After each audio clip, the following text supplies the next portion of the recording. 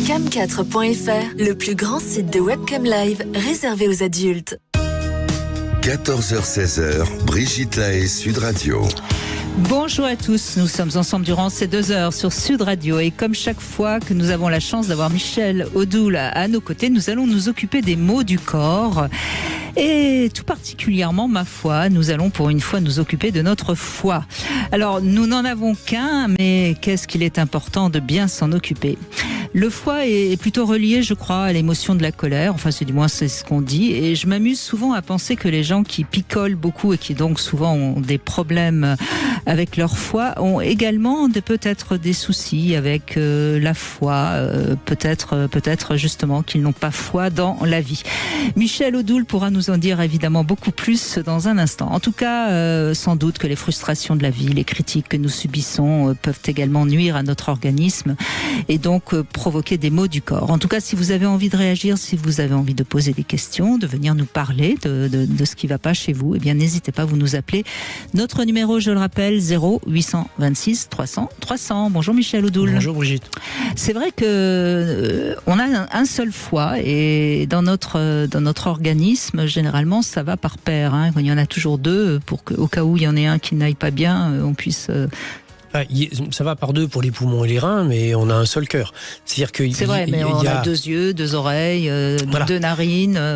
Oui, bien sûr, bien sûr. 2 mains, 2 pieds. Oui, l'idée, elle est justement que le fait qu'un organe soit simple ou double est peut-être déjà quelque chose qui est signifiant. Et la médecine traditionnelle chinoise, elle donne d'un sens à ça. Elle donne une raison d'être à ça. C'est quoi le sens quand on en a qu'un ? Le 1, c'est le yang, le 2, c'est le yin. D'accord. Il y a donc des organes qui sont en lien avec les profondeurs et qui nous renvoient à nos profondeurs en interne. Ce sont les organes doubles, parce que le yin est la profondeur. Et il y a des organes qui nous mettent en lien avec le monde extérieur. C'est le cas du foie et c'est le cas du cœur. Le cœur pour les émotions, l'amour, la joie, etc., etc. Et effectivement, le foie notamment pour la colère. En tout cas, on dit dans cette vision, dans cette lecture du monde, qu'il est porteur de notre identité et de notre identité consciente. C'est-à-dire que c'est l'image de soi. Et il répond sur le plan psycho-énergétique à une question très simple qui est « qui suis-je ?»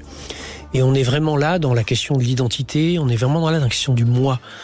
Et bien évidemment que l'énergie qui le meut et qui le met en mouvement, c'est celui de l'émotion qui lui est associée. Parce que là aussi, on dit en médecine chinoise que les émotions, c'est ce qui met en mouvement, mais que trop d'émotions blessent l'organe qui est associé à cette émotion.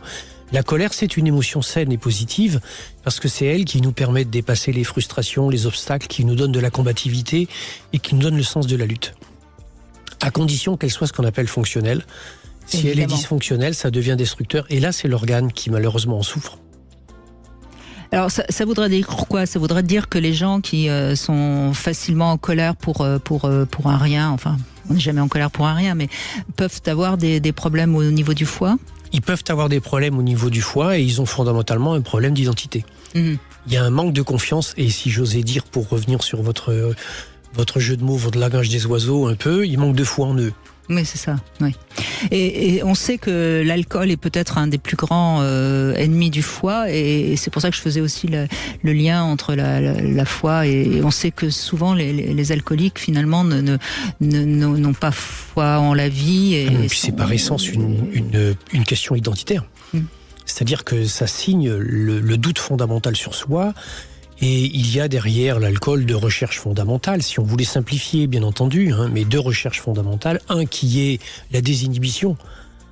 Et donc à ce moment-là, ce qui fait voler les doutes qu'on a sur soi. Bien et sûr, à ce moment-là, on se sent capable d'affronter le monde, etc., etc. Mais il y a aussi une ombre à ce comportement-là qui est celui de la destruction de soi. Oui. On est dans un process qui petit à petit dégrade la conscience qu'on a de soi-même parce que finalement on considère qu'on n'est qu'un vilain petit canard et qu'on n'a pas grand-chose de bien. On pourrait même ajouter aussi une sorte de fuite de ses responsabilités, une sorte de fuite d'être soi, justement. D'incapacité, voilà, de ne pas être à la hauteur, de ne pas être capable et c'est ce qui va nous servir à nous donner un peu de courage ou à nous laisser nous exprimer comme nous n'oserions jamais le faire, parce que nous pensons que nous n'avons pas voix au chapitre. Alors, ce qui me semble aussi intéressant à dire, c'est que finalement, quand notre foi ne va pas très bien, on s'en rend pas tellement compte tout de suite. Il est très silencieux, le foie. Il est silencieux. La façon la plus classique avec laquelle on va pouvoir l'observer, c'est soit avec des problèmes digestifs, soit avec des états de fatigue.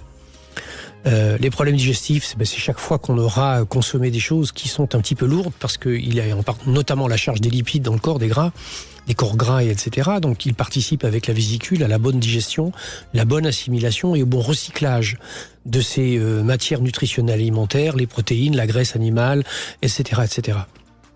Et donc lorsque ce métabolisme digestif se fait mal, effectivement ça se traduit par une digestion qui est lourde, une espèce d'apathie fondamentale. La deuxième des choses, c'est que au niveau organique, le foie, c'est l'organe de la mise en mouvement et c'est l'organe de l'effort et du travail musculaire. C'est lui qui libère les équivalents de sucre, c'est lui qui a la charge, on dit aussi en médecine chinoise, même carrément de la tonicité des muscles. Et que lorsqu'il dysfonctionne, on n'a plus cette tonicité, on a cette facilité à bondir et à jaillir. On n'est plus dans l'organe de l'impulsion. Oui, c'est là où on voit bien que c'est la foi en la vie, enfin on revient voilà. sur cette symbolique-là. Surtout qu'en plus, il a la charge de gérer les sentiments, qu'il ne faudra pas confondre avec les émotions, on fera peut-être la différence entre l'un et l'autre, et que cette charge des sentiments, mais c'est d'abord et avant tout le sentiment qu'on a de soi. Or, les sentiments, ce sont des constructions. Oui, donc tout ça, ça peut aider ceux qui nous écoutent et peut-être qu'ils auront des questions plus précises par rapport à eux-mêmes à nous poser et on les invite bien sûr à venir nous appeler. Mais peut-être faire un peu le point aussi sur les aliments qui sont nocifs pour le poids, pour le foie, pour le poids aussi. Oui, oui, bien sûr. Vous savez, c'est la plupart des aliments qui sont mauvais. Alors donc au-delà de l'alcool qu'on a déjà évoqué, puisque ça c'est quelque chose qui effectivement fragilise énormément. Il va y avoir tout ce que sont les aliments toxiques que notre alimentation moderne nous met à disposition, comme par exemple les sucres, les sucres, les sels excessifs, etc. Et tout ce que sont les acidifiants organiques. Et globalement, de toute façon, tout ce qui va être non gérable par le corps est considéré comme étant une toxine. Parce que le foie a aussi un rôle d'épuration et de nettoyage. Il a un rôle dans la cicatrisation, il a un rôle dans la gestion des plaquettes dans le corps, il a un rôle vraiment extrêmement important. C'est l'organe le plus gros du corps. Et donc nos modes alimentaires en excès, quels qu'ils soient, déjà sont problématiques parce que lui donnent une charge qui n'est pas obligatoirement une charge à laquelle il est adapté. Et ensuite, bien sûr que ce sont les grands poisons classiques, c'est-à-dire le sucre, les produits laitiers, les charcuteries, etc. Énormément de choses que nous avons parfois tant de plaisir à consommer. Et qu'il est capable de gérer à partir du moment où on les consomme de façon raisonnable, mais qui vont petit à petit l'user et le fragiliser si on en a une consommation qui est excessive.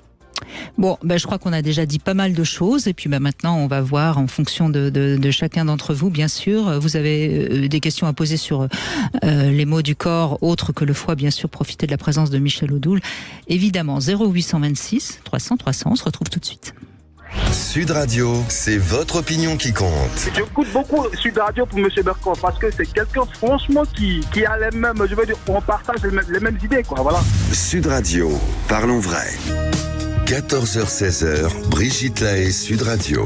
C'est en compagnie de Michel Odoul aujourd'hui. Je rappelle que, évidemment, vous êtes l'auteur de ce livre « Dis-moi où tu as mal, je te dirai pourquoi », sorti aux éditions Albin Michel, ressorti récemment, augmenté des nouvelles maladies, sans doute dues à l'anxiété qui règne dans notre société. Et puis, tout particulièrement, aujourd'hui, on va essayer d'évoquer les problèmes du foie. Et c'est Muriel qui est avec nous. Bonjour Muriel. Bonjour Michel Odoul, bonjour Brigitte. Bonjour. Alors, vous avez parfois des crises de foie. Voilà, ce qu'on appelait auparavant les crises de foie. Alors, ma mère était sujette à ces fameuses crises de foie. Moi aussi, quand il y avait une émotion forte, en fait, je vomissais, j'étais très mal. En sachant que j'ai eu des lithiases vésiculaires et donc il y a eu une exérèse il y a de ça 10 ans. Et il en est ressorti lors de la radio que j'avais une vésicule d'une ménagère de 60 ans qui était obèse et j'en avais 40. Ça m'avait beaucoup bousculé.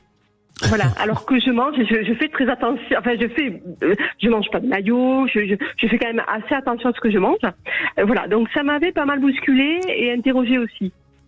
C'est-à-dire, vous voyez bien à travers ça que les problèmes de vésicule ou de foie ne sont peut-être pas que alimentaires.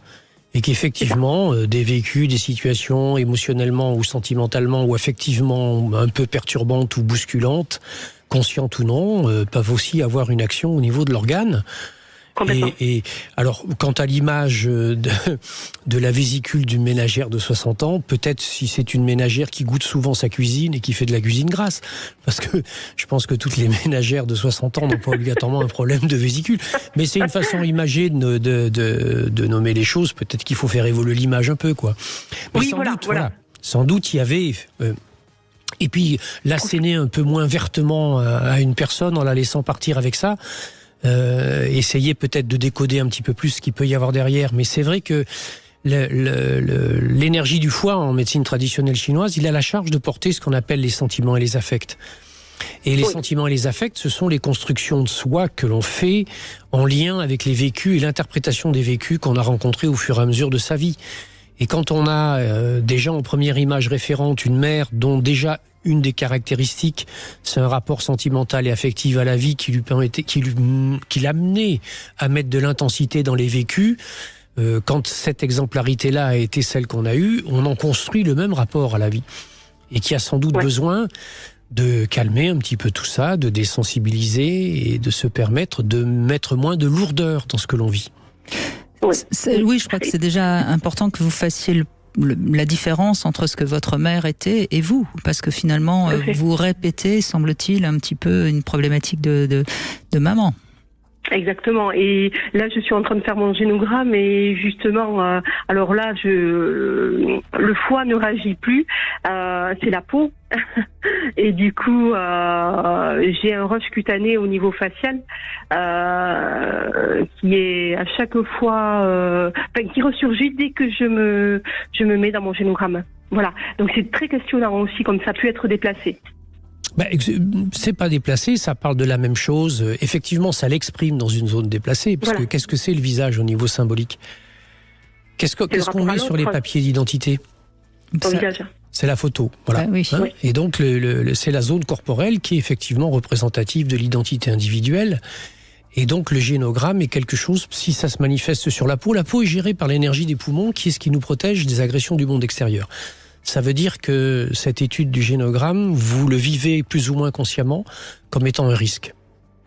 Vous avez peur d'apprendre quelque chose sur votre identité. On pourrait presque dire vous avez peur de voir ce que vous n'avez pas envie de voir. Et votre visage vous le montre. Vous avez un doute sur vos origines ?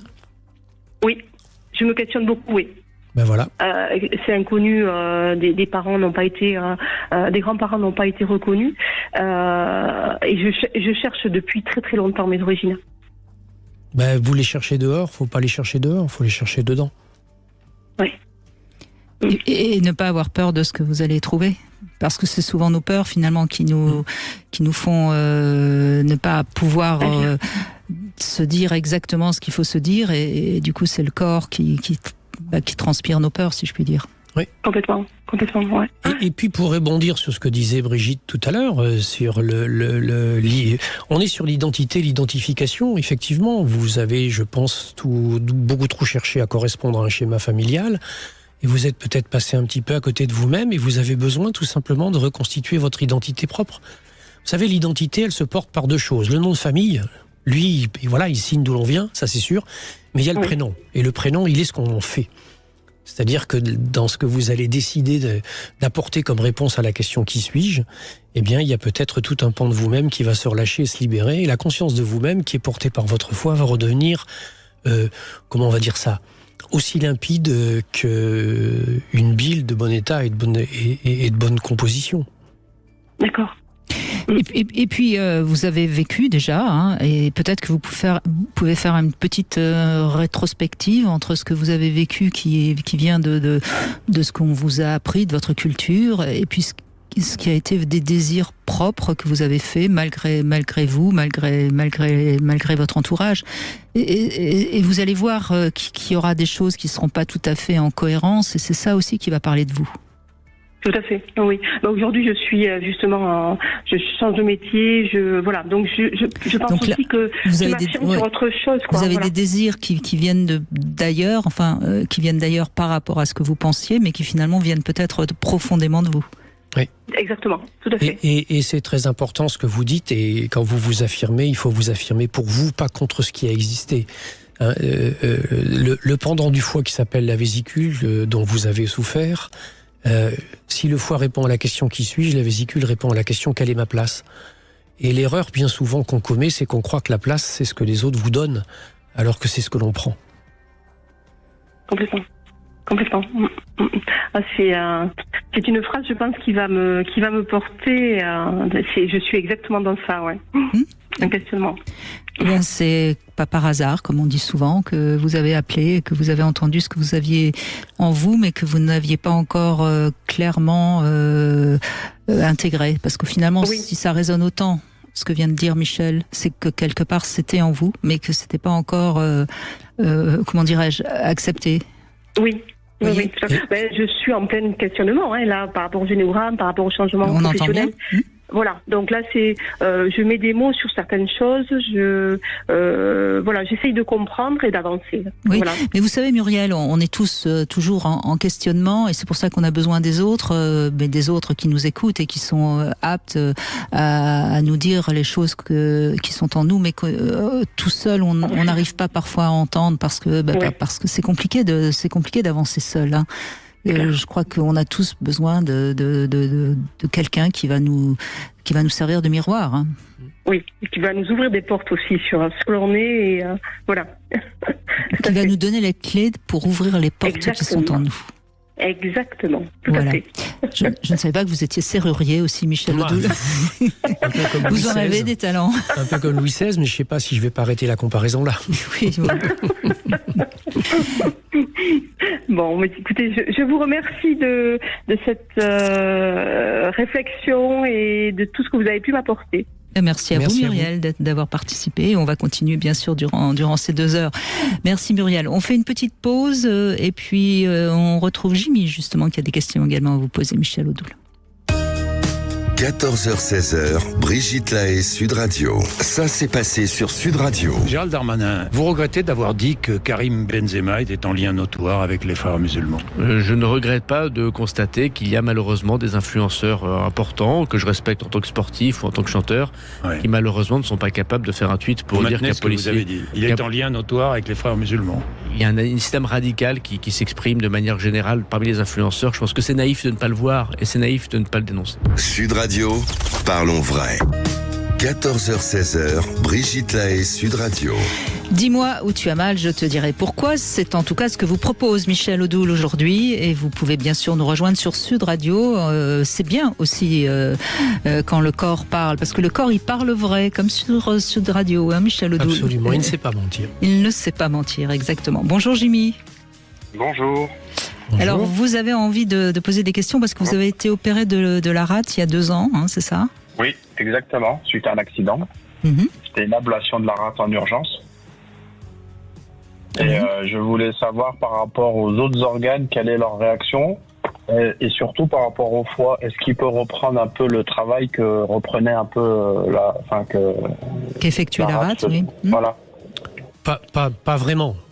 C'est-à-dire que, si vous voulez, chaque organe existe de façon spécifique pour répondre à une fonction particulière et qui lui est propre, même s'il y a des intrications et des interactions entre eux.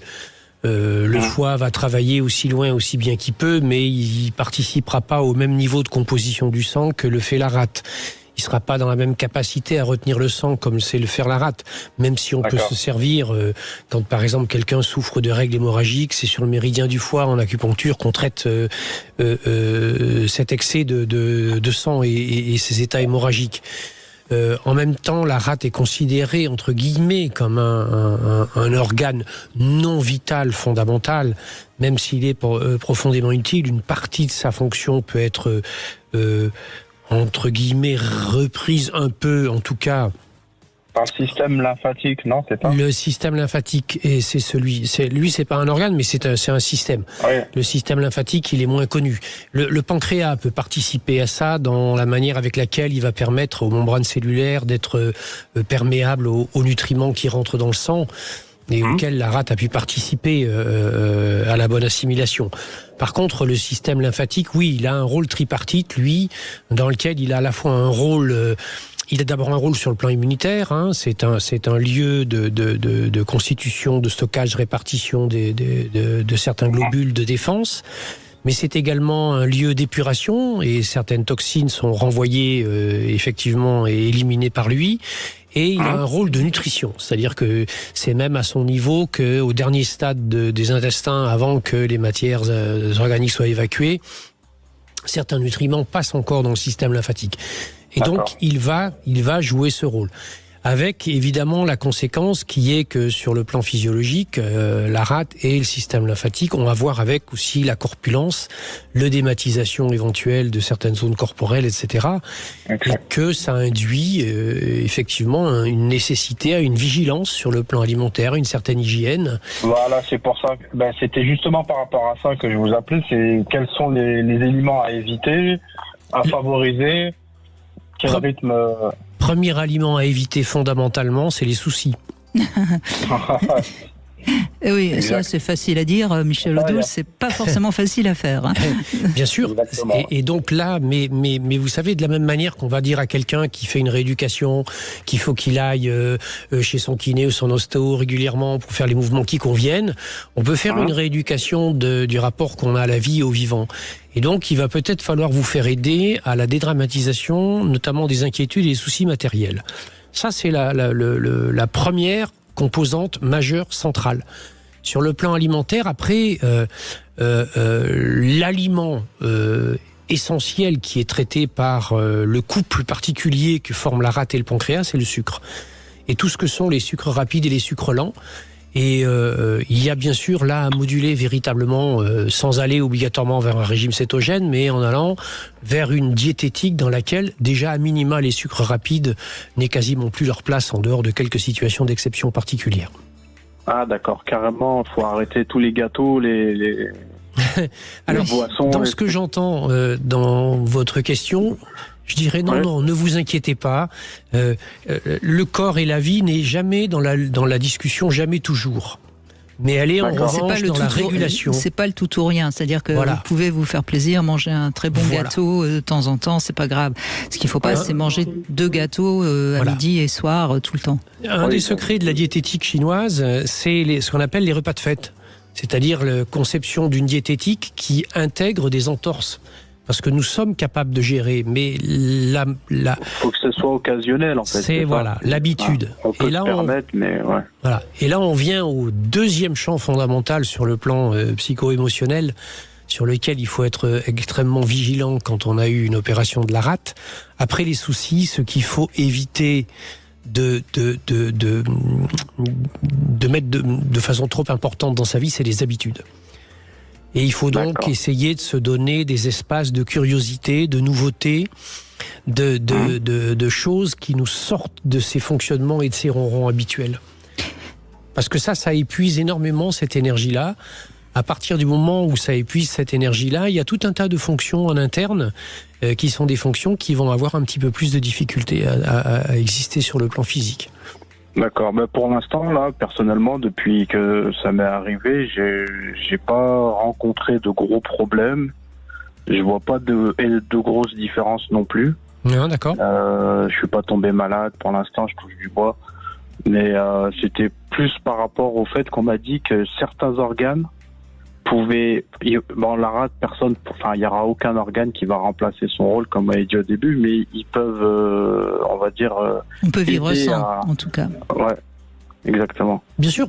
Par exemple, on parlait tout à l'heure des émotions associées au foie, à la colère. La colère est une émotion qui peut nous faire dépasser les soucis. Quand quelque chose nous fait souci, parce que ça ne fonctionne pas comme on voudrait ou ça nous résiste, ça peut nous rendre soucieux. L'énergie du foie... en colère. Et la pulsion, voilà. La bonne colère, hein, la pulsion de combativité. Celle qui vous permet de vous affirmer, celle qui vous permet de dépasser un obstacle. Enfin, vous voyez. Vous aimez le sport ou pas? Oui, allô. Allô. Vous aimez le sport? Je vous entends. Je vous entends mal. Oui, on a un petit souci avec le Jimmy.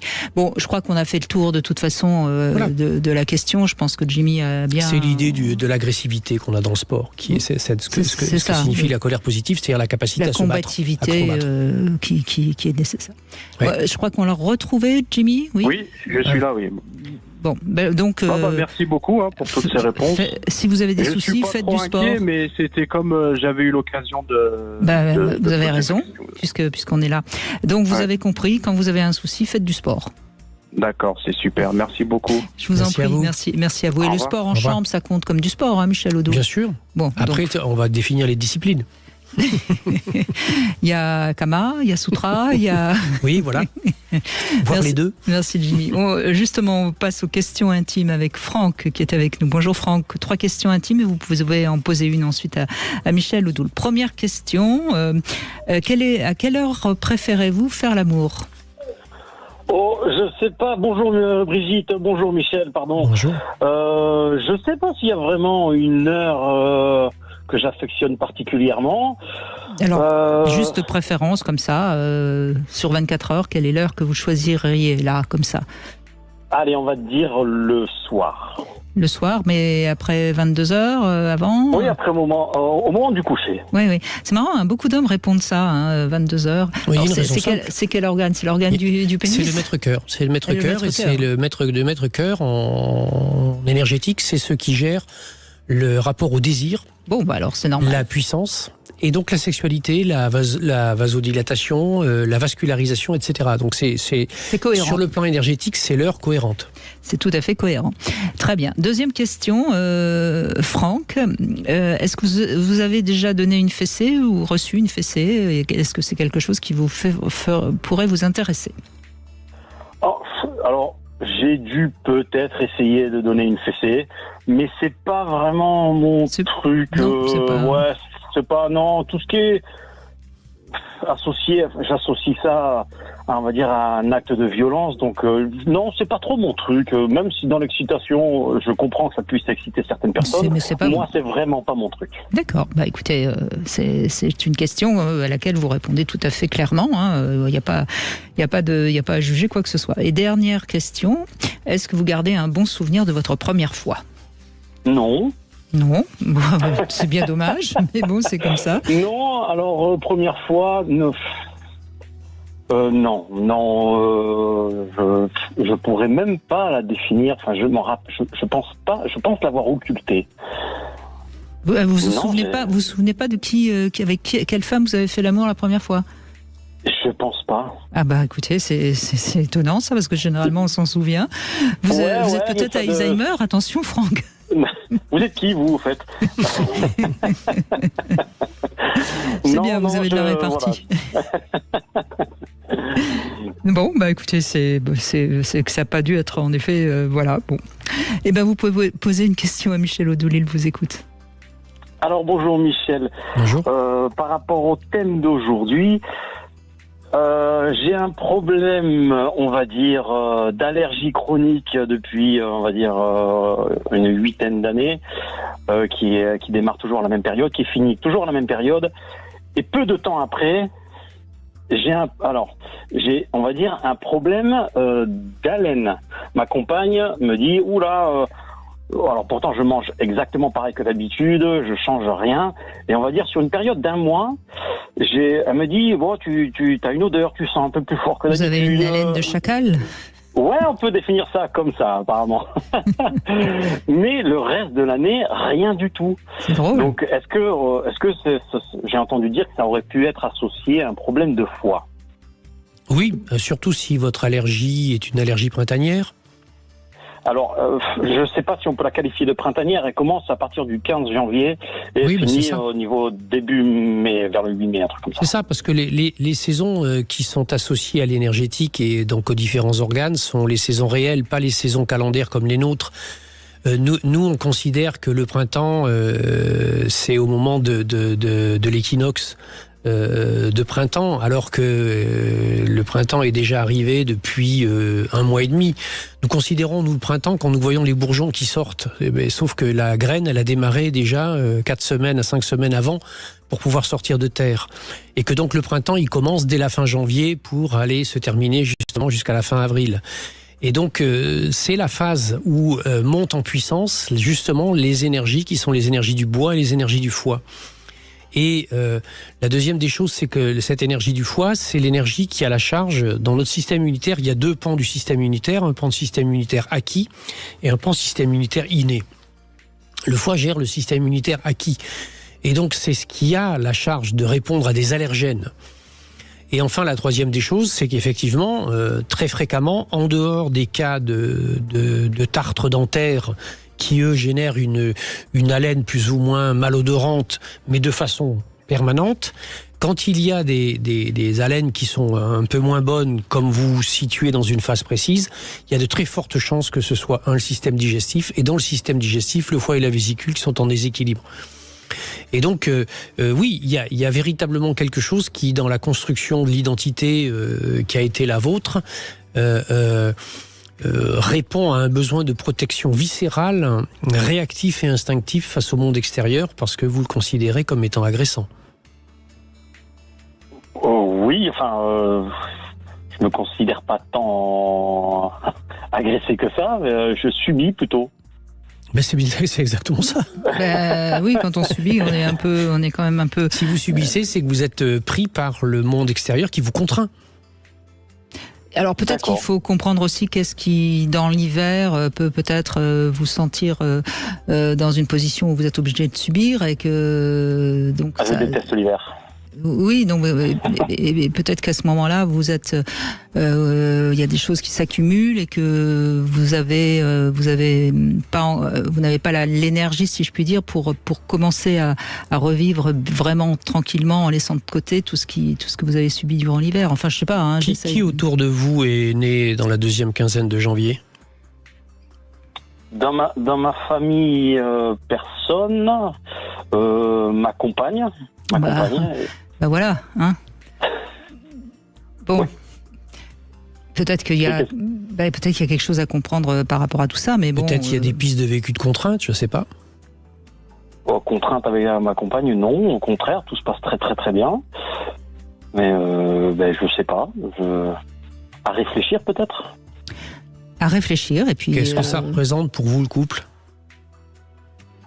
Le couple, c'est l'amour, c'est la sérénité, c'est le bien-être, tout ça, quoi. Qu'est-ce que ça vous a obligé à faire et à arrêter? À l'époque, peut-être un peu moins de liberté, tout ça, mais maintenant, je le vois plus comme ça, quoi. Bien sûr. C'est normal. Il n'en demeure pas moins qu'il y a quelque part un enfant qui a encore eu besoin de ressentir cet espace de liberté et qui a l'impression de ne pas l'avoir. Écoutez, je crois que vous avez une piste, vous verrez ce que ça parle en vous, et puis vous verrez comment ça se passera au mois de janvier prochain, Franck. Très bien. Et puis sinon, vous nous rappelez, on est là. Oui, merci. Mais allez voir un médecin homéopathe, ça se traite très très bien dans l'homéopathie, ça. Oui. Merci Franck, en tout cas. Merci à beaucoup. vous. Merci. On fait une petite pause, on retrouve Delphine qui est avec nous dans un instant. Vous voulez parler à Brigitte Lahaie? 0826 300 300. C'est pour ça que... Cam4.fr, le plus grand site de webcam live réservé aux adultes.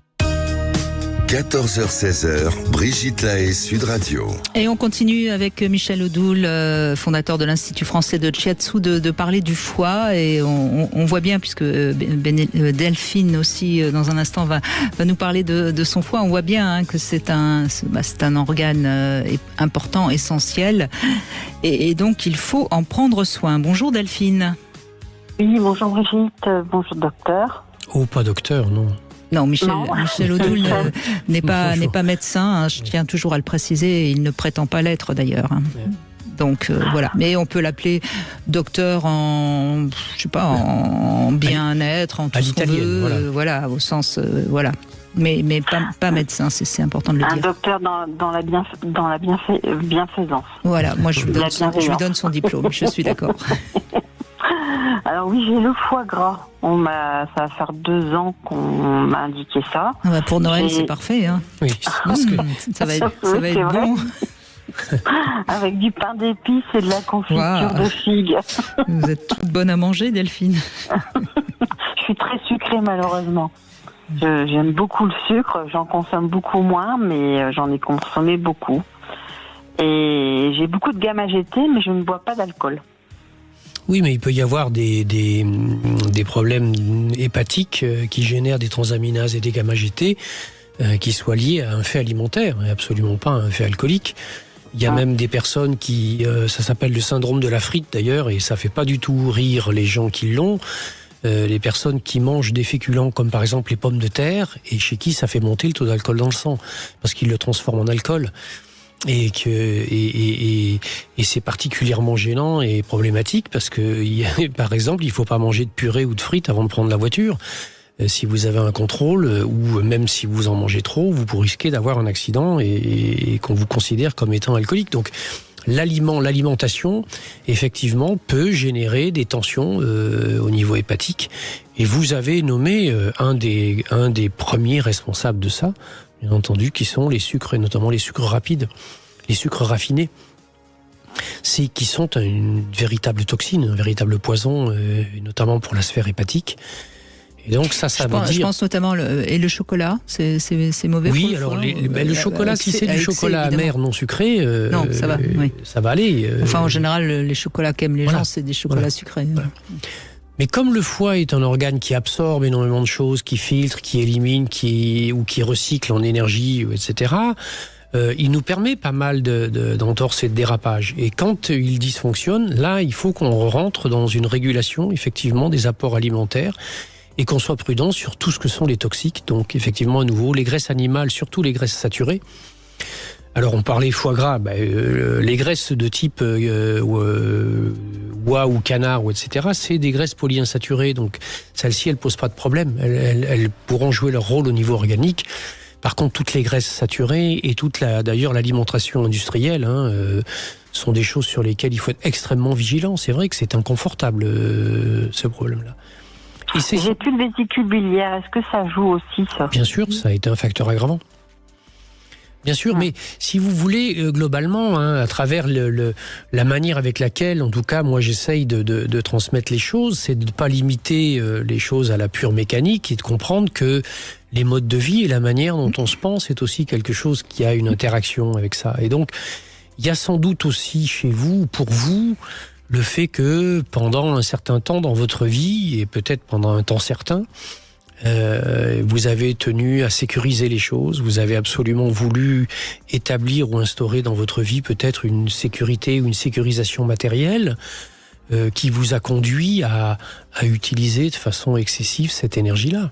Et puis Delphine, peut-être aussi que vous aimez le sucre parce que le sucre, c'est un petit peu la manière de se gâter, de se redonner, de se réconforter, et tout ça indique peut-être un manque de confiance en vous, ou en tout cas de capacité à avoir foi en la vie, et comme vous êtes un petit peu insécure ou inquiète, vous compensez par le sucre. Donc tout ça, ça parle de vous, et il faut voir comment vous pouvez à la fois prendre confiance dans la vie, et en même temps trouver des choses qui vous réconfortent autres que le sucre.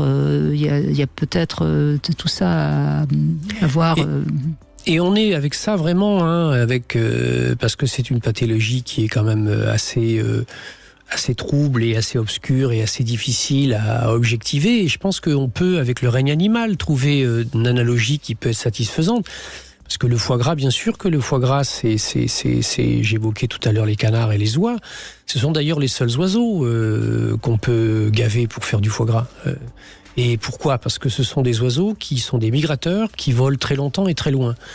Et donc, il y a derrière cette notion du foie gras le fait que pendant un temps donné, préparatoire à quelque chose, on se gave, c'est-à-dire on se suralimente, pour emmagasiner de l'énergie, pour sécuriser ce que va être le voyage.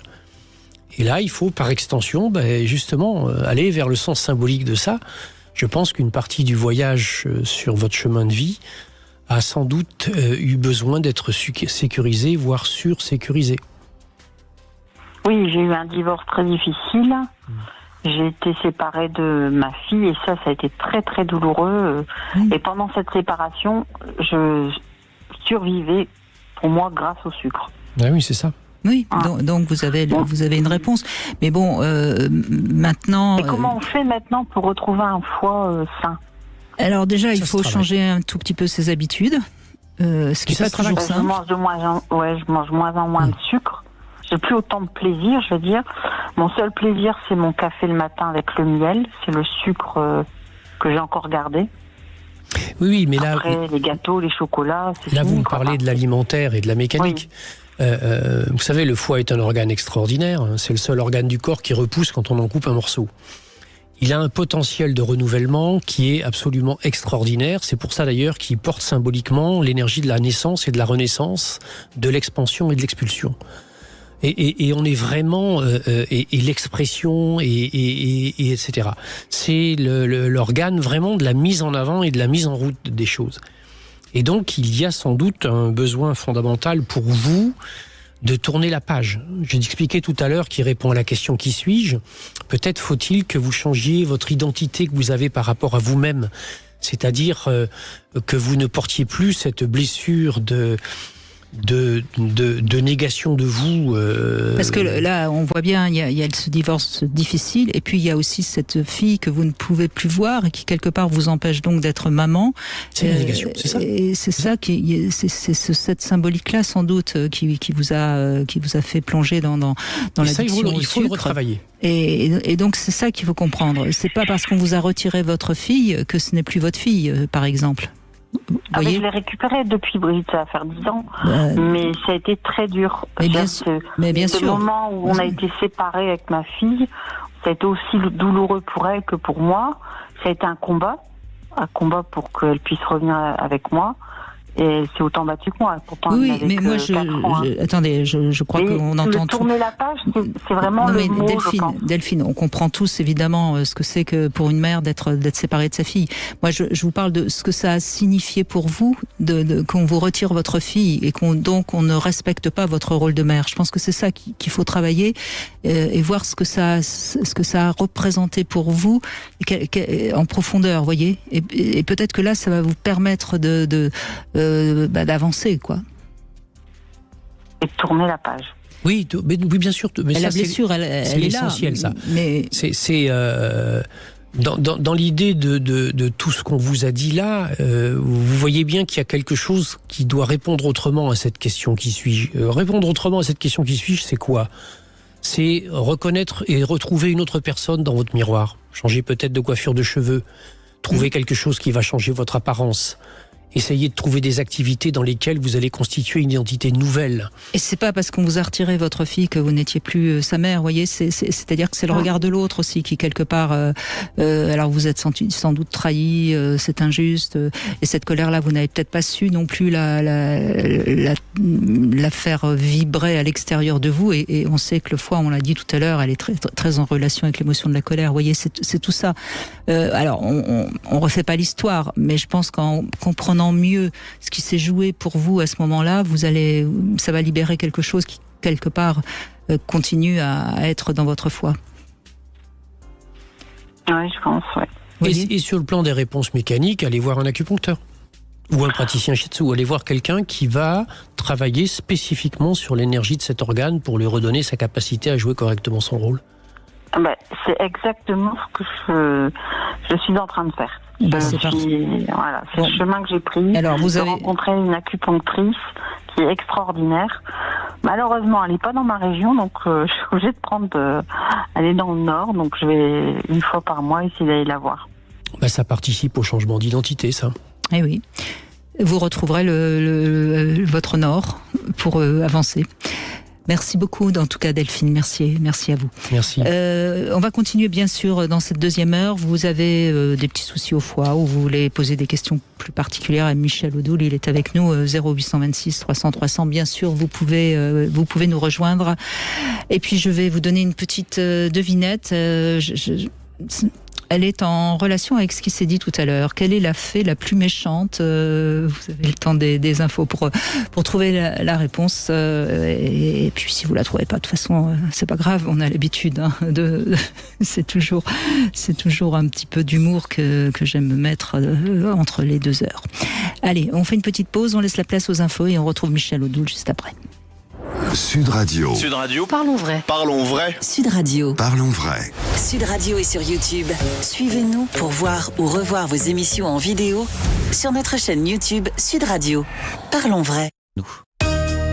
14h-16h, Brigitte Lahaie, Sud Radio. Eh bien, nous continuons durant cette deuxième heure à examiner notre foi avec Michel Odoul qui est avec nous. Je rappelle bien sûr Dis-moi où tu as mal aux éditions Albin Michel. Pour ceux qui ont adoré ce livre, je vous rappelle qu'il a été réaugmenté depuis un an avec toutes ces maladies, notamment les maladies auto-immunes qui malheureusement nous envahissent un peu trop, peut-être parce qu'il y a justement beaucoup d'anxiété dans notre monde actuel. Vous savez quelle est la fée la plus méchante ? La fée Carabosse. Non, c'est la fessée. Ah oui, d'accord. C'est parce que tout à l'heure on en parlait avec Franck exact, et je me suis dit tiens, j'ai pas fait le lien. C'est la devinette du jour, voilà. Céline, bonjour. Oui, bonjour à vous. Bonjour. Merci d'être avec nous, Céline. Donc, vous voulez revenir sur l'alcool et le foie. Hein. Vous avez des personnes de votre famille qui buvaient beaucoup et qui sont décédées. Oui, de génération en génération, finalement. Donc, mon grand-père, ma maman, mon oncle. Et du coup, nous, on a arrêté le processus. Donc, c'est-à-dire mon frère et mes deux sœurs, qui sont demi-sœurs entre elles. On est toutes les trois demi-sœurs. Oui. De pères différents. Et je pense que c'est la mère qui lègue un petit peu, dans mon cas en tout cas, les problèmes de foie. Mais moi, je n'en ai pas. Hein. J'ai pas de problème de foie, mais j'entends. Je voulais savoir si génétiquement, il n'y avait pas une trace de cette fragilité finalement. C'est très difficile à dire. Vous savez, avec la génétique, on peut faire dire beaucoup de choses et je ne sais pas, je ne suis pas très compétent spécifiquement sur ce domaine-là. Qu'il y ait du transmis dans ce qui est la culture archaïque et archétypique familiale, oui. Et que des comportements alcooliques se transmettent dans une famille, oui. Mais que dans ces familles, il y ait des gens capables de rompre la chaîne comme vous le faites, oui. C'est-à-dire qu'il n'y a pas de fatalité là-dedans. C'est-à-dire que c'est pas parce qu'on est obligatoirement de parents qui ont cette fragilité-là qu'on va obligatoirement être déterminé à devenir soi-même alcoolique. On est vraiment dans quelque chose qui, à un moment donné, comment on va dire ça, peut changer complètement si on prend conscience de cela et si on prend la décision qu'effectivement c'est pas quelque chose qui nous satisfait. Mais c'est un jeu qui est compliqué et difficile parce que le terrain de l'alcoolisme, il s'inscrit dans un terrain de fragilité de l'image et de la conscience de soi, comme je l'évoquais tout à l'heure. Vous savez, oui. ça se traduit vraiment dans ce qui est même la recherche inconsciente de la personne qui est alcoolique. Vous savez, dans les comportements de l'alcoolisme, il y a à un moment donné le fait que oui, c'est vrai, je suis pas bien, il faudrait que j'arrête de boire et je décide d'arrêter de boire et etc. Mais en fait, je bois en cachette, mais je m'arrange toujours pour qu'on trouve les bouteilles. Parce qu'à ce moment-là, si vous voulez, ça fait effectivement un coup de théâtre et une grosse crise. Et la personne qui boit à ce moment-là dit oui, c'est vrai, tu as raison, je suis vilain, je suis moche, je suis ceci, je suis cela. Et si à ce moment-là, on lui pardonne, eh bien, ma foi, c'est quelque chose qui est terrible parce que, à ce moment-là, la personne reçoit ce qui est recherché, c'est-à-dire l'amour inconditionnel. Ouais. C'est-à-dire la preuve que, malgré tout cela, on est quand même quelqu'un qu'on aime. Et à ce moment-là, le système est reparti pour un tour. On a remis un franc dans le jukebox. C'est votre mère, hein, si j'ai bien compris, qui était alcoolique également. Donc forcément, l'image que vous avez eue de votre maman, elle abîme aussi votre image de vous-même, hein, de toute façon, par ricochet. Alors après, il y a... oui, parce que ça fait beaucoup de dégâts. Ça fait énormément de dégâts. Quelqu'un qui est alcoolique et qui vous élève... qui vous élève pas, parce que finalement elle nous a pas élevés, puisque elle était dans un état donc nous on a subi aussi les conséquences. Et comme on parle, comme Michel Odoul depuis 14 heures parle bien de l'image de soi, il est évident que votre mère alcoolique a forcément eu des répercussions sur l'image de vous-même quand vous étiez petite fille, hein, donc ça c'est pas anodin, quoi. Mais ce qui est magnifique et intéressant dans votre témoignage, c'est que vous êtes là aussi la preuve et la démonstration que l'image de soi n'est pas que due au monde extérieur. Puisque vous avez eu, vos sœurs et votre frère, ce déclic interne, c'est-à-dire cette espèce d'ancrage et de référence à un moment donné, qui ne fait pas partie de ce qu'on vous a montré, mais qui vous a fait dire quelque part en vous, mais stop, ça ne me convient pas, et je vais essayer de faire autre chose. Et c'est vraiment extrêmement important que des gens entendent ça, Parce que souvent, malheureusement, face à des situations comme ça qui sont extrêmement difficiles à remonter, on se sent victime et incapable de dépasser cela. Alors que vous êtes la preuve que si. Ça demande du travail, ça demande de la vigilance permanente, ça demande une conscience extrêmement forte et ça demande quelque chose qui est de l'amour de soi et du respect de soi, puisqu'on considère que ça, c'est pas bien ni bon pour moi et que je mérite autre chose.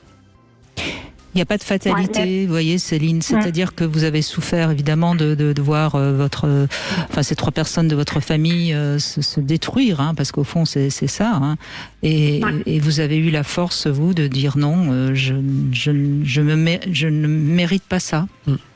Oui, mais parallèlement à ça, une de mes sœurs, elle a fait des tests génétiques et elle a trouvé un syndrome qu'on appelle le syndrome LPAC. Alors c'est assez récent. Et je me demandais, c'est pour ça que je me posais la question sur le plan génétique, parce que ça a un lien justement, il y a des personnes qui doivent jamais boire parce qu'ils ont ce syndrome-là et ils en meurent assez rapidement.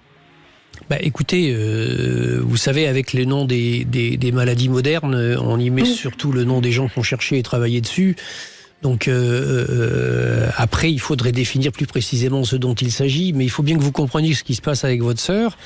C'est que le sentiment pervers que porte l'énergie du foie, c'est la culpabilité. Et que je pense que quelque part, votre sœur, elle porte sans doute une culpabilité à ne pas être restée dans le schéma familial. Elle a l'impression que comme ça, elle ne les respecte pas. Heureusement, je n'ai pas cette culpabilité. Absolument, et tant mieux. Mais vous savez, moi j'ajouterais une chose, peut-être que je peux me permettre d'ajouter, parce que moi je suis totalement un esprit libre. C'est qu'on fait dire tout et son contraire à la génétique actuellement. On a vraiment, on entend des gens qui considèrent que c'est pratiquement 50% de notre santé, d'autres qui considèrent que c'est 10%, d'autres 90%. Donc j'ai presque envie de dire qu'on peut trouver tous les gènes qu'on veut. Il n'y a pas de gène. Ça a donné lieu à un syndrome célèbre aux États-Unis. Mais c'est surtout que, en fait, cet été, j'ai pu tester la capacité de mon foie parce que j'ai attrapé la toxoplasmose, ce qui m'a fait monter dans les tours le foie. Oui.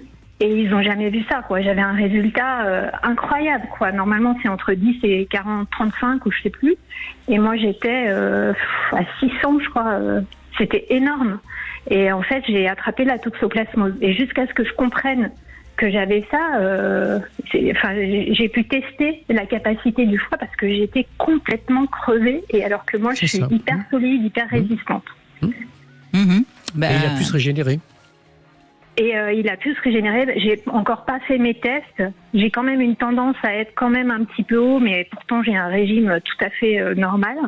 Bon, il y a peut-être eu un tout petit lien de loyauté, comme on dit. Ce que j'ai évoqué tout à l'heure.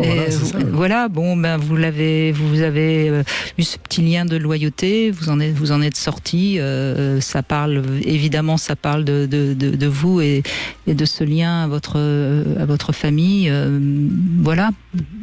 Vous savez, on dit dans les principes extrêmes orientaux, médecine traditionnelle chinoise ou dans les philosophies taoïstes ou autres, que parfois il y a des gens qui s'incarnent pour venir arrêter des dynamiques familiales et pour remettre un petit peu d'ordre dans ces dynamiques familiales. Peut-être que c'est fait partie de votre mission de vie et que la capacité de résilience organique qu'est la vôtre en est la démonstration. Je crois que voilà. Et vous avez des enfants ou pas ? Oui, j'ai 3 enfants. Ce que vous leur montrez, c'est vraiment quelque chose de magnifique. Vous leur montrez qu'il ne faut pas être prisonnier de ce que l'extérieur induit et que lorsqu'on décide d'aller quelque part, on est capable de le faire. Ouais. Bon, c'est rassurant alors tout ça. Oui, Merci beaucoup. Soyez rassurés, soyez vous-même. Vous êtes sur la bonne direction. Merci beaucoup Céline en tout cas. Merci à vous. Merci. On fait une petite pause, on se retrouve dans un instant. Vos questions bien sûr, vos témoignages au 0826 300 300. À tout de suite. Sud Radio, votre attention est notre plus belle récompense. Bonjour Monsieur Berkoff, je suis ravi d'intervenir. Je vous félicite pour vos émissions que j'écoute attentivement depuis quelques années déjà. Sud Radio, parlons vrai. 14h-16h, Brigitte Lahaie, Sud Radio. Alors, Michel Odoul, on continue. Bon foie ne saurait mentir, voilà. N'est-ce pas, hein? Comment va ton foie? Je te dirais, ma foi, qui tu es. Oui. On pourrait, enfin, il y a quand même il y a beaucoup de symbolique quand même sur le foie. Hein. Quoi, si on y réfléchit un tout petit peu. On évoquait tout à l'heure la symbolique de Prométhée, dont l'aigle de Zeus venait manger le foie toutes les nuits, oui. Et le foie se reconstituait. Enfin, se reconstituer la nuit plutôt, excusez-moi, oui. Et le manger pendant la journée, oui, absolument. Bonjour Justine. Oui, bonjour Michel, bonjour Brigitte. Bonjour. Moi je vous appelle en fait parce que j'ai été opérée de la vésicule biliaire, donc on me l'a enlevée en fait, j'ai eu une ablation en 2021. Voilà, et donc je vous appelais par rapport à ça, et le fait que maintenant, bon ça va mieux, hein, j'ai plus les douleurs que j'avais, mais de temps en temps, mon foie il est pas content. C'est-à-dire que quand je mange des trucs, je fais attention, la plupart du temps je fais vraiment attention. Je mange beaucoup de choses, mais on va dire que quand c'est les périodes des fêtes, de Noël et tout, j'essaye de faire attention, mais il y a toujours un moment où je dois pas faire assez attention. Et quand ça arrive, c'est-à-dire qu'une crise de foie, je pense, d'une personne qui est normale, on va dire, ça dure 2-3 jours. Moi, ça dure 10 jours, 15 jours. Et j'ai vraiment du mal à m'en remettre. C'est-à-dire, vous êtes très fatiguée, vous avez... Alors, je suis fatiguée, j'ai des nausées, des vomissements. Pendant plusieurs jours, des fois, je mange pas, ou je mange vraiment des patates, des carottes à l'eau, enfin des bouillons, des trucs vraiment basiques. Et il faut beaucoup de temps avant que j'arrive à remanger normalement et que j'ai plus de nausées, plus de douleurs, en fait. D'accord. Ouais, écoutez, il y a beaucoup de réponses à vous apporter. La première, sur le plan de la mécanique alimentaire et on va dire thérapeutique, c'est quand vous savez que vous allez faire des repas un peu chargés, où notamment il y a éventuellement de l'alcool même qui est présent.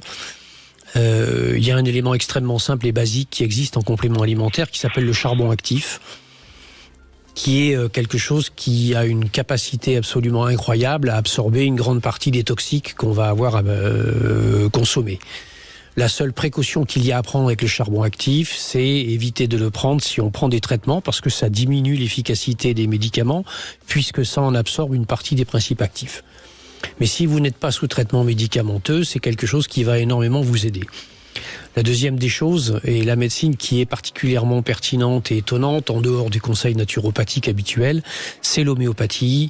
Il y a des préparations comme Nux Vomica ou Lycopodium, donc allez voir un homéopathe, qui peut vous permettre à la fois de façon anticipatoire, éventuellement de limiter l'intensité des inconvénients, et ensuite, a posteriori, si vous avez fait un bon repas et la fête, eh bien permettre à votre foie de récupérer beaucoup plus vite.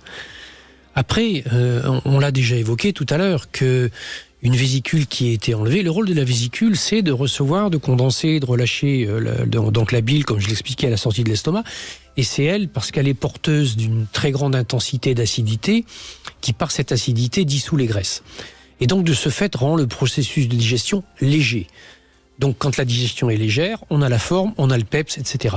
Quand la digestion se fait mal, que la bile est mal sécrétée parce qu'on a des cailloux, qu'elle est transformée elle-même en cailloux ou autre raison, eh bien la digestion est plus compliquée, plus lourde et on a moins d'énergie, on est un peu plus apathique. L'ablation de la vésicule fait que vous devez donc effectivement, comme vous le disiez, être prudent au quotidien et que ça prend un certain temps. Il n'y a rien d'anormal, il n'y a rien d'étonnant.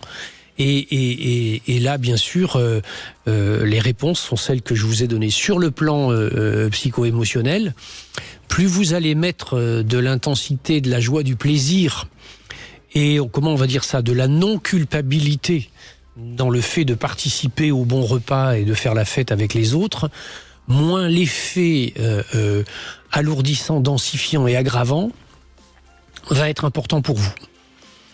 Après, évidemment que il faut faire attention. Dans votre vie de tous les jours, revenez sur cette notion d'identité, de qui suis-je. S'il y a eu une problématique de vésicule, quelle était la question de la place ? Est-ce que cette question de place est quelque chose qui a été résolu ou pas ? Dans quelle mesure vous pouvez faire quelque chose pour que vous occupiez un peu plus la place qui est la vôtre dans votre vie personnelle comme dans la vie sociale ou sociétale? Ça, c'est autant de questions sur lesquelles après il y aura à réfléchir. Bien sûr. Et alors, je voulais vous poser une question parce que, deux. La première, c'est est-ce que le fait justement de un peu, pas d'angoisser, mais de se dire oh là là, il faut que je fasse attention à ce que je mange et tout, ça peut pas créer le processus inverse qui fait que du coup ça met du stress et que ça fait qu'on digère moins bien? C'est ce que je viens de vous dire. Oui, voilà. Vous n'êtes pas dans la joie, voyez, vous n'êtes pas dans la joie de vous nourrir. C'est vraiment l'idée de chasser ça. Parce qu'il faut savoir, en énergétique, la vésicule biliaire est ce qu'on appelle la mère de l'intestin grêle. D'ailleurs, c'est elle qui génère et libère au niveau de l'intestin grêle, parce que c'est dans l'intestin grêle que la vésicule libère la bile pour terminer le processus digestif. Or, lorsque la vésicule a été enlevée, il est tout à fait possible qu'on ait un intestin grêle qui soit devenu sensible, très légèrement inflammatoire. Les cellules mésentériques peuvent être très légèrement enflammées, et qu'il y a peut-être justement là-dessus quelque chose qui a besoin d'être tranquillisé et pacifié. Or, l'intestin grêle, il est associé au cœur, il est associé à l'énergie du feu, il est associé à la joie et au plaisir. Et donc, il y a besoin que vous rentriez dans la joie inconditionnelle. Ça ne veut pas dire dans tous les excès. Ça veut juste dire d'accueillir avec plaisir, avec délicatesse, et bien entendu, autant que possible, avec le moins de culpabilité possible, le fait de vous donner droit à cette joie et à ces plaisirs. Ça participe bien sûr à une meilleure métabolisation des nutriments. Et l'autre question, Justine, c'était ? Oui, alors moi parce que l'autre jour, je sais pas pourquoi, mais j'ai pensé à ça. En fait, ça fait quelques années que la colère, c'est compliqué pour moi. Enfin, dans le sens où si quelqu'un se met en colère contre moi, c'est très très dur et j'arrive plus à réagir, vous voyez.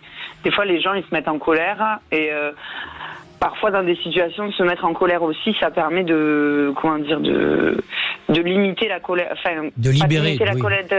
Mais et je me demande en fait si l'inverse c'est pas vrai, c'est-à-dire que le fait que le foie et la vésicule soient liés à la colère, le fait que j'ai plus de vésicule, est-ce que ça peut créer le fait que j'ai du mal à me connecter à des fois la colère qui serait justifiée? C'est-à-dire que le pan colère qui était associé à la vésicule, parce que le pan colère, il se répartit entre une colère interne et une colère externe.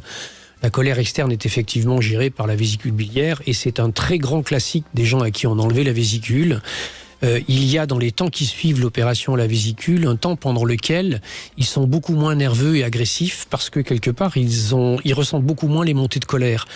Et donc, ils ont d'autant plus de mal avec les colères qui viennent de l'extérieur.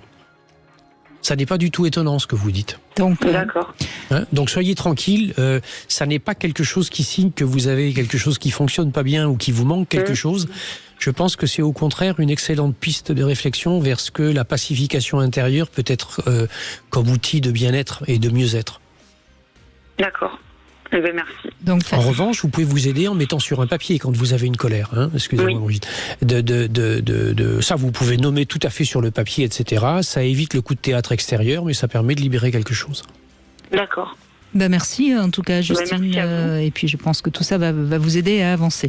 On fait une petite pause, on se retrouve avec le Love Conseil, les 4 étapes de la relation. Ce sera notre Love Conseil du jour. Et puis vous continuez bien sûr à nous appeler au 0826 300 300. On a beaucoup d'appels, comme quoi c'est vraiment un organe important, notre foi. Bien sûr. Vous voulez parler à Brigitte Lahaie?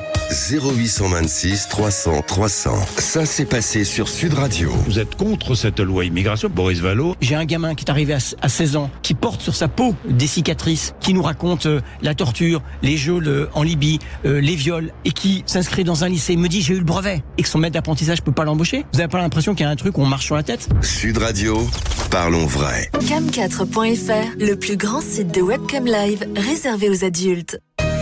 Brigitte Lahaie, Sud Radio, le Love Conseil. Alors Michel Odoul, il y a 4 saisons dans notre douce France. Eh bien moi je vais parler des 4 étapes de la relation et on pourrait presque en faire un lien. Alors bon, d'abord il y a cette phase de la passion que tout le monde connaît bien sûr et tout le monde sait de quoi je parle, cette période euphorique bien agréable, mais qui ne va pas durer si longtemps que ça. Et vient ensuite une sorte de lutte de pouvoir, un peu souterraine d'ailleurs. L'un essaye de prendre le dessus sur l'autre, parfois parfois d'ailleurs les deux sont très heureux comme ça parce qu'il y en a un, ça se rééquilibre.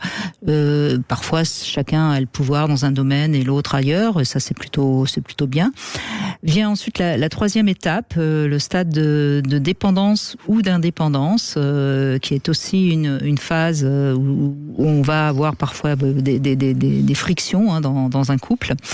Et vient ensuite ce qu'on appelle la période de tiédeur ou de tendresse, mais qui est quand même aussi une période un peu de tous les dangers, puisque c'est le moment où le couple peut peut-être ne plus avoir trop le sentiment d'être en amour, comme diraient les Canadiens, et c'est après ces quatre étapes qu'on sait si le couple est encore viable ou pas, puisque un couple viable, ce sera un couple qui se retrouve pour de nouveaux projets, de nouveaux objectifs, voilà. Et ces 4 étapes, elles surviennent en général entre 3 et 7 ans, et on sait qu'il y a beaucoup de couples qui se séparent au bout de 3 ans ou au bout de 7 ans aussi.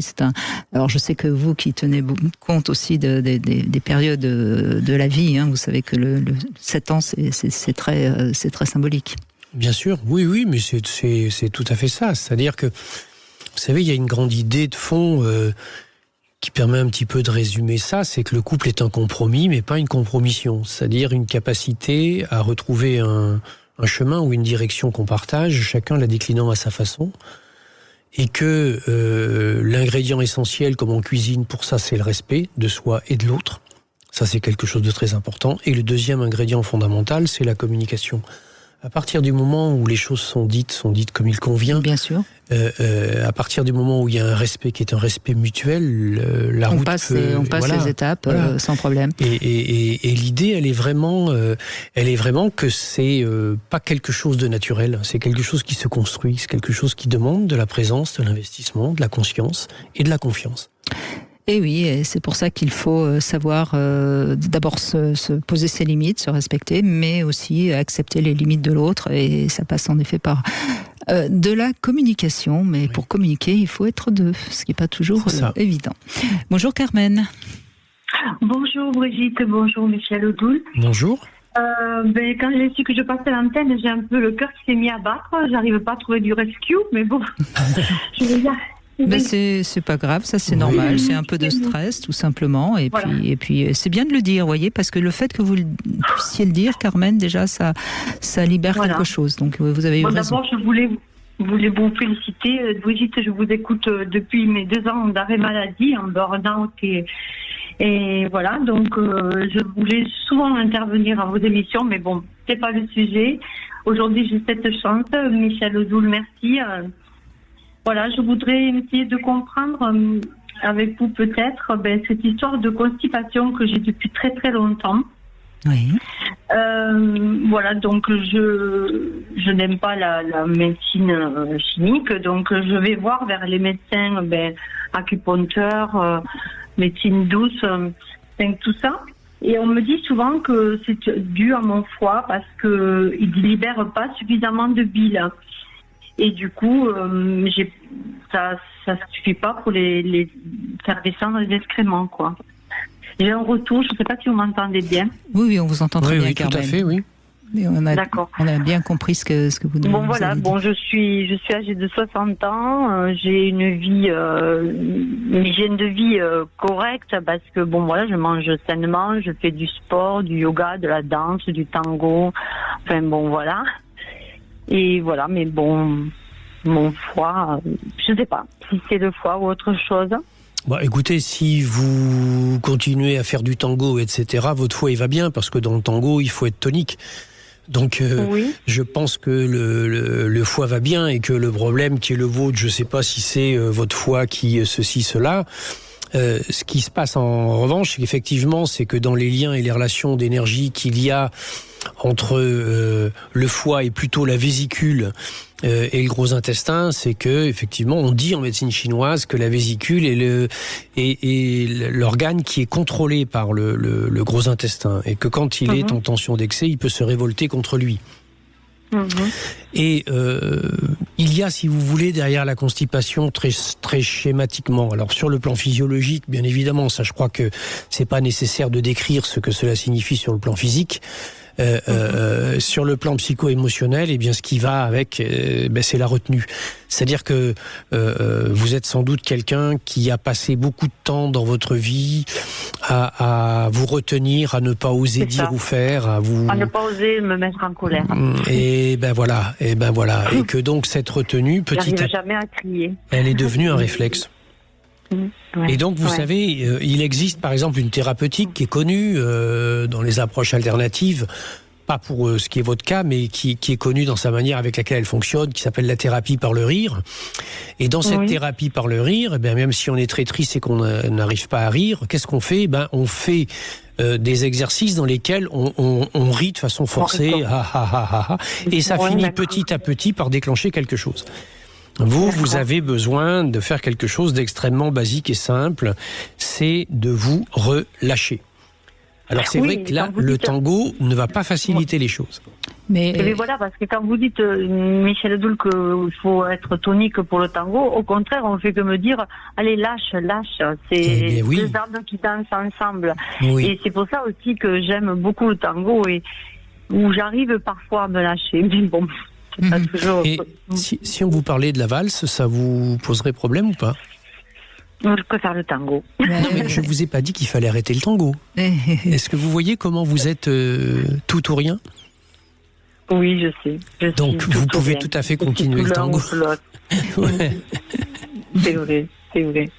Mais bon. Mais déjà, vous pourriez, quand vous êtes toute seule, essayer de vous relâcher, peut-être de... C'est difficile. C'est difficile d'entrer en méditation. Non, mais je parlais même pas de méditation, parce que c'est contrairement à ce qu'on raconte de plus en plus, c'est très compliqué la méditation, et je pense que c'est très difficile seul d'y arriver au début.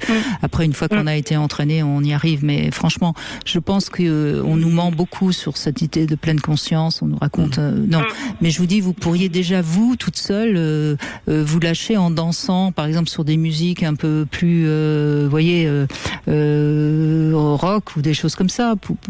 J'ai fait toutes les danses parce que j'adore danser, et j'ai fait du flamenco pendant 10 ans. Je me dis que maintenant je frappe plus du pied, je suis plus en colère, je veux danser le tango. Voilà, ce qui est quand même dans la même lignée, etc. Mais oui, parce qu'on est là dans des danses qui sont des danses de tonicité, et qui sont dans des danses de... Je dis ça sans critique, soyons clairs là-dessus, mais qui sont dans des danses de coq, c'est-à-dire on est droit, on est... Oui, c'est je t'aime et moi non plus. Voilà. Et alors que si vous voulez, le constipé a du mal avec la tendresse, le constipé a du mal avec le relâchement. C'est le secret des perfectionnistes, la constipation. C'est ça. Et bien, vous savez ce qu'il faut faire ? Faites quelque chose de parfait, puis après mettez une petite égratignure.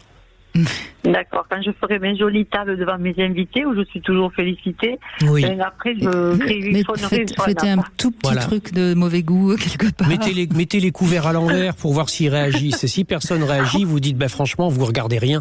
Si, une fois j'ai mis le couteau et la fourchette en forme de croix, et on m'a dit waouh, mais c'est moche, ça, c'est bon. Avec un cœur dessous en forme de serviette, et j'ai mis les couverts, vous savez, en croix dessus, je sais pas, ça n'a pas plu. Mais remarquez, c'est très symbolique quand même, une croix sur un cœur, non ? Mais oui, mais je les aimais quand même, mes invités. Non, mais je parlais de vous, là. Oui, non, mais quand vous parlez de l'identité, je voulais pas prendre toute l'antenne, mais bon, je m'appelle Marie-Carmen, parfois on m'appelle Marie, parfois on m'appelle Carmen, parfois on m'appelle Marie-Carmen, donc qui suis-je ? Oui, Marie, vous savez, c'est un prénom qui est pas simple à porter.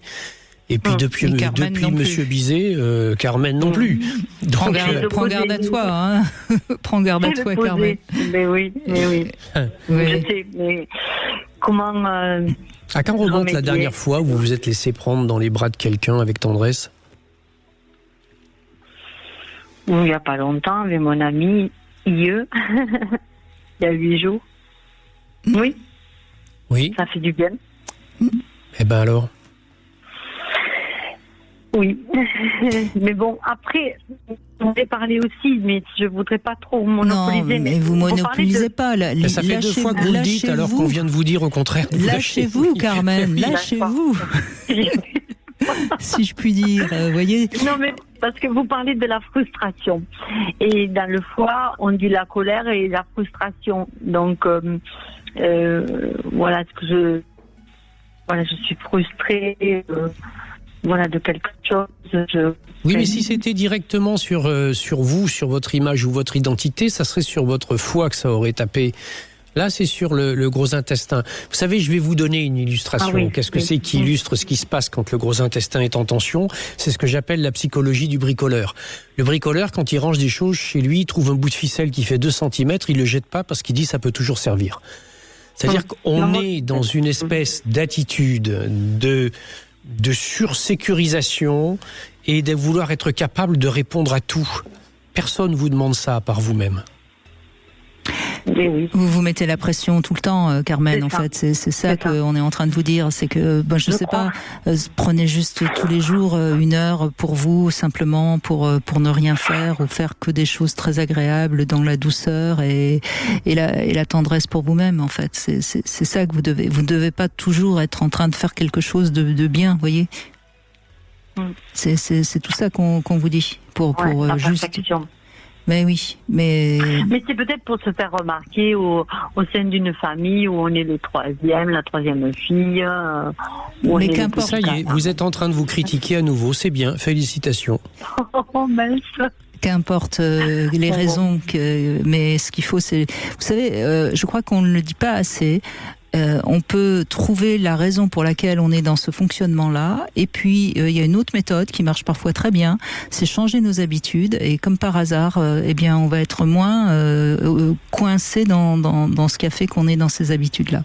Et c'est aussi ce qu'on dit entre l'esprit et le corps. On peut avancer dans l'esprit pour changer le corps et on peut avancer sur le corps pour changer l'esprit. Voilà, essayez de ne pas vous endormir en vous demandant qu'est-ce que vous n'avez pas bien fait. Je vais essayer, d'accord. Il ne faut pas essayer, il faut y arriver, Carmen. Et vous y arriverez puisque vous êtes perfectionniste. Allez, on fait une petite pause et on se retrouve dans un instant, toujours avec vous, bien sûr, sur Sud Radio pour parler du foie avec Michel Odoul au 0826 300 300. 14h-16h, Brigitte Lahaie, Sud Radio. Cam4.fr, le plus grand site de webcam live réservé aux adultes. 14h-16h, Brigitte Lahaie, Sud Radio. Michel Odoul avec nous. Je rappelle que vous pouvez vous procurer Dis-moi où tu as mal, je te dirai pourquoi. C'est aux éditions Albin Michel. Vous avez d'autres livres aussi, d'ailleurs. Dis-moi comment aller chaque jour de mieux en mieux. C'est également, tous vos livres sont aux éditions Albin Michel. Oui. C'est facile de les retrouver. Et on a bien sûr le plaisir de vous avoir avec nous régulièrement. Et c'est Marie-Hélène qui nous rejoint. Bonjour. Allô. Bonjour Marie-Hélène. Bonjour Brigitte, bonjour Monsieur Michel. Bonjour. Par quoi commencer? J'ai fait plein de notes du début de l'émission. C'est bien, mais c'est pas grave, vous laissez-vous aller, dites ce qui vous passe par la tête, et puis ce sera certainement l'essentiel, Marie-Hélène. Alors, je vous avais déjà contacté par rapport à une chaleur interne venant du centre du ventre. Je me demande si est-ce que le foie il peut être un régulateur de cette chaleur, sachant j'ai entendu que ce foie était le centre de l'énergie, de la frustration, de la culpabilité. J'ai noté un tas de choses. Donc vous ressentez de la colère, de la chaleur, Marie-Hélène. D'une chaleur qui envahit votre ventre, donc. Mon ventre, tout le corps, qui a déclenché de la rosacée au visage, fulgurante. Donc c'est très incommodant, gênant. Et voilà. Et puis après, j'ai aussi au niveau de l'intestin. Oui, j'ai beaucoup de l'intestin grêle était un peu l'étape dernière ou la poubelle, on va dire. Avant d'évacuer, j'ai de la colère par rapport et j'ai une grande tristesse par rapport aux situations que je vis. Et cette chaleur, vous la ressentez souvent Elle est, oui, dans la journée, nuit énormément. Et tout le temps, les gens me disent, mais t'as pas froid, parce que je suis en manche courte, j'habite la région lyonnaise. Vous n'êtes pas en préménopause? J'ai vu le docteur gynéco, on va dire cette semaine passée. Non, j'ai 63 ans. J'ai eu une hysterectomie il y a 3 ans, conservatrice. Donc, je pense que c'est ce que je dis. Sur le rejet, on me rejette. Je vous l'avais déjà dit, mais est-ce que le choix peut et comment? En tout cas, vous le dites, vous ressentez beaucoup de colère, de tristesse, vous n'êtes pas bien dans votre peau, en quelque sorte. Je rigole plus, je suis coincée. J'étais fière de ma vie, une vie que j'ai construite seule, de toute petite. Et puis j'ai porté ma famille, j'ai tout donné, mais aujourd'hui, cette faiblesse de départ de vie, d'accord, mais on la retourne contre moi parce que je sais pas. Peut-être qu'il est le temps de s'occuper. Il est peut-être temps de s'occuper de vous. Mais c'est pas la question d'être méchante ou pas méchante, c'est pas la question d'être méchante ou pas méchante. Le mot méchant est mal choisi, mal dit. C'est d'avoir la réplique. Je sais pas quoi. Je sais pas parce que. Oui, mais vous savez, dans la vie, vous pouvez faire comme vous voulez. C'est toujours les gentils qui gagnent. Donc il faut comprendre ça. Et quelles que soient les situations de la vie, mais à une seule condition, c'est qu'ils gardent confiance et qu'ils s'inscrivent dans le temps. Ce que vous décrivez sur le plan physique, sur le plan organique, et je crois que là, la piste qu'a levée Brigitte est tout à fait pour moi cohérente. C'est que dans un certain nombre de cas, les manifestations donc post-ménopause se traduisent par ce qu'on appelle des bouffées de chaleur, des montées de température dans le corps, qui peuvent être extrêmement intenses et qui peuvent durer pendant très très très longtemps. Moi, j'ai une personne proche de ma famille qui a eu des bouffées de chaleur pendant 17 ans après sa ménopause. Donc, vous savez, ça peut durer vraiment très très longtemps. Ces bouffées de chaleur, elles sont liées à tout un ensemble de choses dans lesquelles la part du foie, elle est toute petite. La part du foie, on va y revenir, elle est concernée par la question d'identité, parce que celle-là, elle est clé dans ce que vous évoquez. Mais elle a aussi à voir avec l'énergie de la rate pancréas qui gère le système hormonal. Or, c'est un bouleversement hormonal qui a des conséquences, bien sûr, sur ce champ-là. Elle a à voir avec l'énergie de l'estomac, elle a à voir avec une énergie qui s'appelle le triple foyer. Il y a plein de choses dans la température et la gestion de la température corporelle et les élévations de température. En revanche, dans ce que vous évoquez, effectivement, on est dans cette énergie du foie. L'énergie du foie, c'est qui suis-je? Donc c'est l'identité du moi. La ménopause est un moment qui est extrêmement crucial puisque c'est le moment où on abandonne à jamais un statut qui est un statut potentiel, qui crée une image sur le plan archétypique, c'est la capacité à être mère. Comme vous l'avez dit vous-même, depuis toute petite, vous avez vécu quoi? Vous avez vécu le rejet. Et vous avez vécu le rejet et vous avez construit votre image ou ce que vous pensiez être votre respectabilité en étant au service des autres ou en vous débattant pour les autres. Aujourd'hui, c'est quelque chose dont vous n'avez plus la possibilité, dont vous n'avez plus les commandes. Et bien entendu, ça fait remonter tous les champs émotionnels qui ont été rentrés à l'intérieur et qui sont celles qui ont été construits autour de cette négation de moi qui est ce que les autres ont eu comme attitude à mon égard, c'est-à-dire le rejet. Ouais. Vous avez besoin de vous reconstituer quelque chose, non plus par rapport à tout ce que les autres vous envoient et vous balancent, et etc. Et puis, on a l'impression comme ça, Marie-Hélène, que finalement vous avez joué un rôle maternant, pour reprendre la piste que vous propose Michel Odoul, plus parce que vous pensiez que vous auriez une reconnaissance que par envie de vous occuper des autres. Et ça c'est enfin, je veux dire, on en paye toujours à un moment donné un peu le prix, mais après, on peut toujours comprendre et inverser la tendance. Et moi, je pense qu'il est temps de vous occuper de vous, vraiment de vous et de vous positionner d'abord par rapport à vous-même. De toute façon, je crois que Michel Odoul, qu'on doit tous d'abord se positionner par rapport à soi-même. Alors c'est très compliqué parce qu'il faut sortir de sa culture, de son éducation. Puis ça fait peur, ça fait douter. C'est pas simple et on met parfois toute une vie pour y arriver. Oui. Mais il est jamais trop tard pour essayer. Oui. Vous comprenez, Marie-Hélène ? Oui, je comprends bien, mais il y a des choses auxquelles je suis coincée pour pouvoir, on va dire, penser à moi. Eh bien, dites, alors, oui, le fait que vous dites faire du sport, je ne peux plus, on n'est pas obligé. Attendez, Marie-Hélène. On va pas rentrer comme ça dans ce système-là. Il y a plein de choses qu'on peut faire pour s'occuper de soi. On n'est pas obligé de faire du sport, on n'est pas obligé de faire du yoga, on n'est pas obligé de méditer, on n'est pas obligé de se faire plaisir, c'est juste de savoir quels sont nos vrais désirs, nos désirs à nous. Et on est tous des êtres de désir. Mais faut-il encore arriver à... Faut le laisser émerger. Faut le laisser émerger. Reconstruire son image, tourner la page et passer à autre chose, c'est se redonner le droit d'eux. Or, ce droit-là, vous ne vous le donnez pas parce que vous pensez que les autres vous l'ont pas donné. Il faut vraiment que vous alliez au bout de ça et que vous vous disiez, mais peut-être d'abord, quelle est la première personne qui doit me donner le droit de deux ? Quelle est la première personne qui pose les interdits ou les impossibilités ? C'est les autres ou c'est moi ? Et puis vous savez, il y a un certain nombre de fois où vous pouvez avoir envie de faire quelque chose avec quelqu'un que l'autre n'ait pas envie, mais un jour rencontrer la personne avec qui ça va bien se passer et qui va avoir envie de faire les choses avec vous. C'est-à-dire qu'à partir... Oui.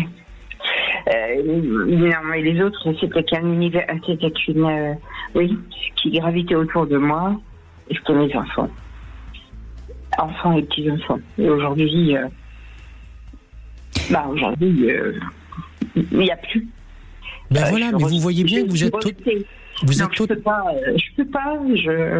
j'existe plus. Ben vous n'existez plus parce que vous n'avez existé qu'à travers ces enfants, ces petits-enfants, et etc. C'est-à-dire votre pan et votre dimension mère. Mais vous pouvez être autre chose. Vous savez comment s'appelle la ménopause en Orient ? Ça s'appelle le deuxième printemps. Et puis, Marie-Hélène, si votre désir et votre mission de vie, c'est de transmettre, vous pouvez aller dans une association, vous occuper d'enfants handicapés, d'enfants malheureux. Enfin, je veux dire, il y a 10 000 manières de s'occuper. On n'est pas obligé de s'occuper tout le temps de sa famille ou d'attendre que sa famille soit tout le temps près de nous pour nous donner l'impression qu'on existe. C'est ça l'erreur que vous avez faite et qu'il faut aujourd'hui rectifier. Et il n'y a que vous qui pouvez le faire. Même si ce que je suis en train de vous dire est difficile à entendre, c'est par là qu'il faut que vous passiez. Et c'est par là que vous allez à nouveau pouvoir respirer tranquillement et vous épanouir. J'ai mon mari, oui, toujours.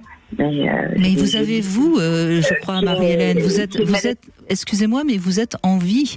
Si tout ça n'avait plus aucun sens, vous ne seriez plus là. Donc vous êtes encore en vie. Donc si vous êtes en vie, c'est qu'il y a quelque chose en vous qui a envie d'exister. Et c'est ça qu'il faut aller chercher et c'est ça qu'il faut trouver. C'est à faire. Vous savez, Marie-Hélène, moi je crois beaucoup, je ne sais pas si Michel Odoul y croit, mais moi je crois beaucoup à ces accidents de vie qui font qu'à un moment donné quelqu'un meurt.